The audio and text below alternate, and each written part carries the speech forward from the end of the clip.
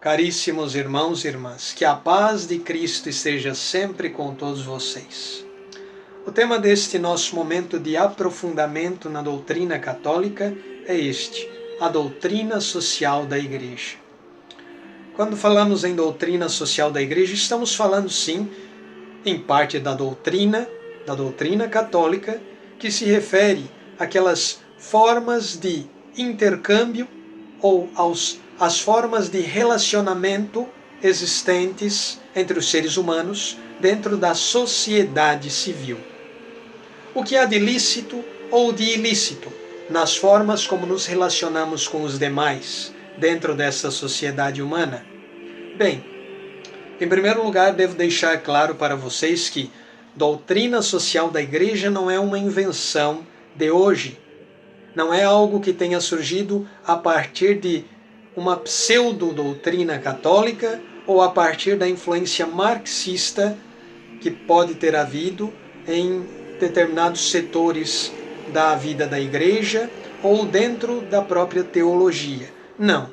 Quando falamos em doutrina social da Igreja, estamos falando em uma área legítima da doutrina católica, que, de certo modo, sempre esteve presente na vida da Igreja. Só que, a partir do século XIX, que começou a ser vista como uma área distinta, ou como algo que, assim, mereça uma distinção maior. Em outras palavras, a partir do século XIX, nós começamos a usar dessa expressão, doutrina social. O que, é claro, não significa que só a partir daí que a Igreja começou a se preocupar com aquilo que diz respeito à vida do homem em sociedade. Não, obviamente. No entanto, como no século XIX surgiram muitas doutrinas e ideologias que, embasadas nesses elementos da vida social, começaram a se opor ao ensinamento do Evangelho e da Igreja, era necessário que a Igreja se posicionasse diante de tais doutrinas e ideologias. Bem, devemos começar sempre por meio do Evangelho, porque a doutrina social da Igreja tem por base fundamental a revelação divina, que está nas Sagradas Escrituras, na tradição da Igreja e no Magistério. Comecemos então pelo Evangelho, porque o Evangelho é a base fundamental da doutrina social da Igreja. Não nos baseamos em ideologias, nos baseamos na revelação divina, em primeiro lugar. E é sob a luz da revelação divina que a Igreja interpreta e se posiciona diante dos diversos acontecimentos e ideologias que surgem no decorrer da história. Então vamos lá. Evangelho de Lucas, capítulo 12, versículos 41 a 48. Então Pedro disse: Senhor, tu contas esta parábola para nós ou para todos? E o Senhor respondeu: Quem é o administrador fiel e prudente que o Senhor vai colocar à frente do pessoal de sua casa para dar comida a todos na hora certa? Feliz o empregado que o patrão, ao chegar, encontrar agindo assim. Em verdade eu vos digo, o Senhor lhe confiará a administração de todos os seus bens. Porém, se aquele empregado pensar: meu patrão está demorando, e começar a espancar os criados e as criadas, e a comer, a beber e a embriagar-se, o senhor daquele empregado chegará num dia inesperado e numa hora imprevista. Ele o partirá ao meio e o fará participar do destino dos infiéis. Aquele empregado que, conhecendo a vontade do Senhor, nada preparou, nem agiu conforme a sua vontade, será chicoteado muitas vezes. Porém, o empregado que não conhecia essa vontade e fez coisas que merecem castigo, será chicoteado poucas vezes. A quem muito foi dado, muito será pedido, e a quem muito foi confiado, muito mais será exigido. Caríssimos, esta palavra é palavra de Nosso Senhor. Se nós cremos nas Escrituras, devemos crer que esta palavra é verdadeira e que ela nos diz algo certo. O que Nosso Senhor está querendo dizer com isto? Na verdade, Ele está nos mostrando que quanto mais recebemos nesta vida, mais nos será cobrado. Porque se recebemos dons de Deus, devemos usar desses dons para servir a Deus, pois esta é a finalidade essencial de nossa existência. E é isso também que deve nortear e que norteia a doutrina social da Igreja. Porque, afinal de contas, tudo que nós fazemos, tanto em nossa vida pessoal como em nosso convívio social, deve ter em vista a nossa salvação, a salvação de todo ser humano. Não podemos pensar somente que as pessoas tenham comida, bebida, casa, saúde, apenas para viverem nesta terra e pronto. Não, caríssimos. Todo cristão deve ter em vista, acima de tudo, a vida eterna, a salvação eterna da sua alma e das almas dos demais. Sendo assim, é isso que deve nortear todo o nosso proceder também na vida social. Quando falamos em doutrina social, quais são os temas que nos vêm à mente? São vários. Podemos falar nos bens, na posse dos bens. Podemos falar sobre o trabalho, relações entre trabalhadores e patrões, patrões e empregados. Podemos falar também na vida familiar, nas relações entre os membros da família, nas relações entre o Estado e a família, família e Estado. Enfim, todos esses assuntos entram, porque para um cristão não pode haver esta dicotomia que separa vida pessoal e vida social, ou vida sobrenatural e vida temporal. Não, porque é como nós vivemos aqui no mundo, é de acordo com aquilo que fazemos nesta vida, que nós haveremos ou não de experimentar a bem-aventurança eterna. Em outras palavras, dependerá daquilo que nós fizermos nesta vida temporal, o nosso destino eterno.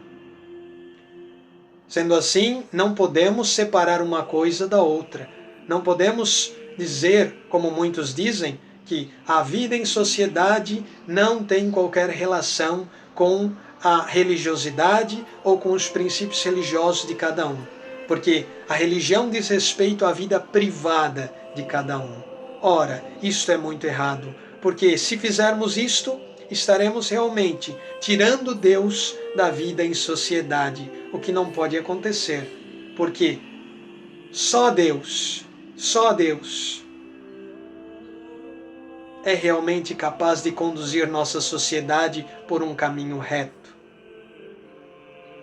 E se nós expulsarmos Deus do convívio social, se expulsarmos Deus de nossas relações de trabalho, de nossas relações familiares, estaremos expulsando aquele que é o único capaz de nos conceder verdadeira felicidade, verdadeira realização.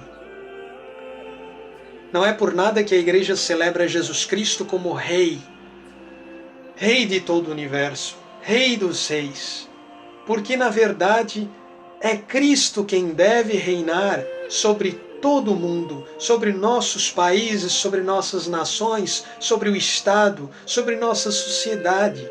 Se Cristo não reina na sociedade, quem haverá de reinar é o diabo, o demônio. Onde Cristo não está, é Satanás que está, reinando e governando. Por isso não podemos permitir que Cristo seja afastado da nossa vida em sociedade. E para tanto, devemos agir como católicos, como verdadeiros católicos, em nossa vida social. Devemos agir como católicos na sociedade. E eis porque é fundamental conhecermos a doutrina social da Igreja.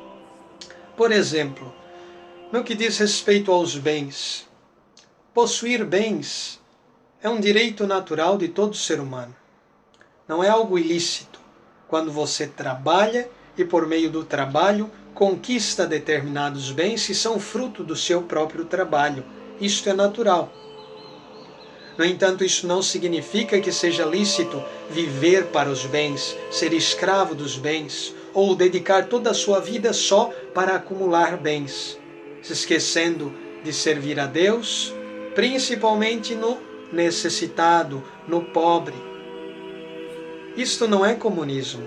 Servir aos necessitados, dar esmola, ajudar as pessoas que necessitam de bens materiais, não é comunismo, não é marxismo, é cristianismo. Agora, é claro, quando se demoniza a posse de bens, ou se demoniza toda espécie de riqueza, aí sim, estamos dentro daquilo que nós podemos chamar marxismo, que é uma doutrina totalmente oposta ao Evangelho e à doutrina católica. Um cristão não pode ser marxista, não pode ser comunista, pois para os comunistas, marxistas, socialistas, os bens não podem pertencer a uma determinada pessoa, ou não pode haver propriedade privada. Tudo deve ser de todos, e para tanto, isso deve ser imposto pelo Estado. O Estado é que deve governar a vida das pessoas e dividir os bens para cada um segundo as suas necessidades. Porém, nenhuma pessoa pode conquistar tais bens por meio do seu trabalho ou de suas capacidades. Não. Isso já seria uma grande injustiça para um Estado comunista ou socialista.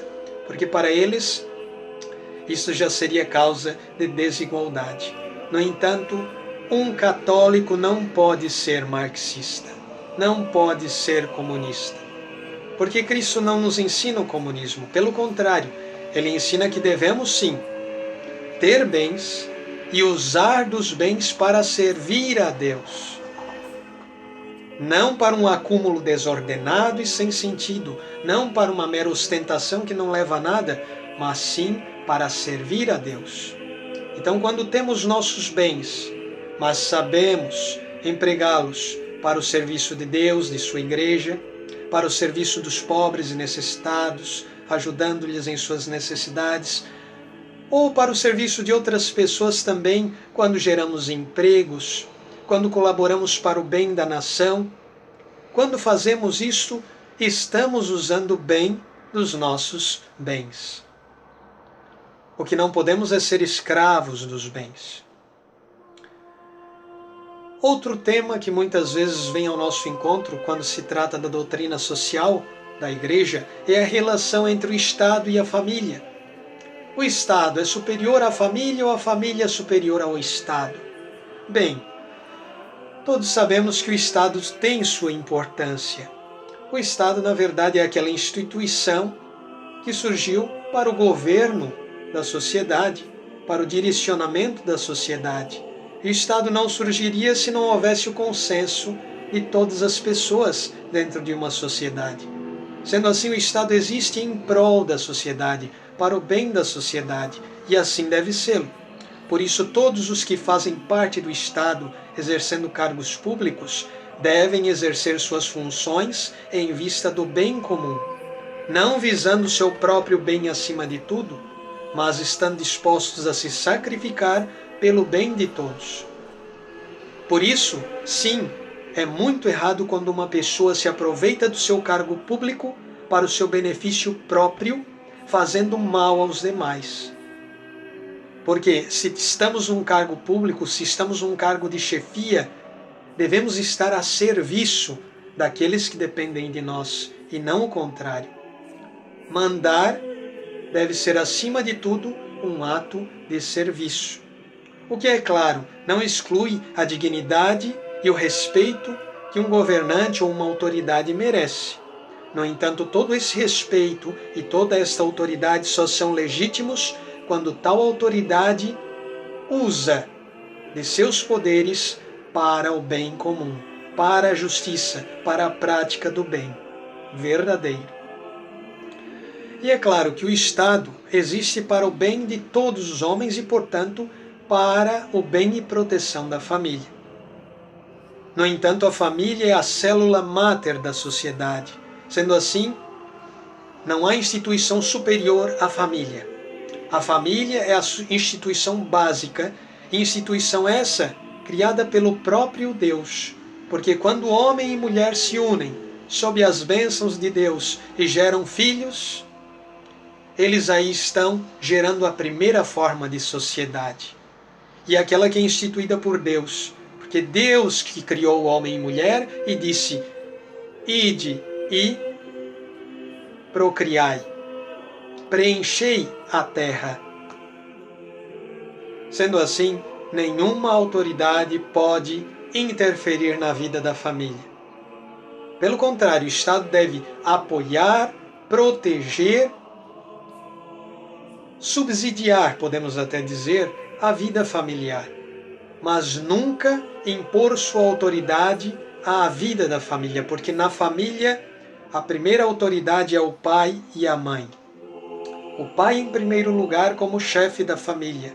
A mãe, como sua auxiliar, também partícipe da mesma autoridade. E os filhos, como aqueles que devem se subordinar aos pais para o seu próprio bem, mas que também devem ser amparados, educados e respeitados pelos seus pais. Nisso consiste uma família verdadeiramente cristã. Uma família onde pai e mãe sejam autoridades e onde os filhos sejam ao mesmo tempo respeitados, mas também respeitosos, submissos, obedientes a seus pais. O Estado jamais pode tomar essa autoridade pertencente aos pais para si, impondo o que deve ser ensinado ou impondo como os pais devem educar seus filhos. Não, isto não tem sentido. Porque todo pai e toda mãe deve sim aprender a educar seus filhos nas Sagradas Escrituras, na doutrina da Igreja e com sua experiência de vida. Nenhuma instituição, por mais poder que tenha, pode legitimamente interferir na vida familiar e na forma como um pai e uma mãe devem educar seus filhos. Então assim vemos, caríssimos, que são vários são os temas ligados à doutrina social da Igreja. Mas todos estes sempre são entendidos e aprofundados a partir da divina revelação. O que eu espero que vocês entendam, caríssimos irmãos e irmãs, é que, se queremos realmente bem viver em sociedade, precisamos nela viver como cristãos católicos. Portanto, aprofundemo-nos sempre mais na doutrina social da Igreja, para que sejamos verdadeiros e fiéis cristãos católicos, sempre dispostos a propagar e a colaborar na construção do reino de nosso Senhor Jesus Cristo neste mundo. Fiquem na paz de Deus e até o nosso próximo encontro, se Deus o permitir.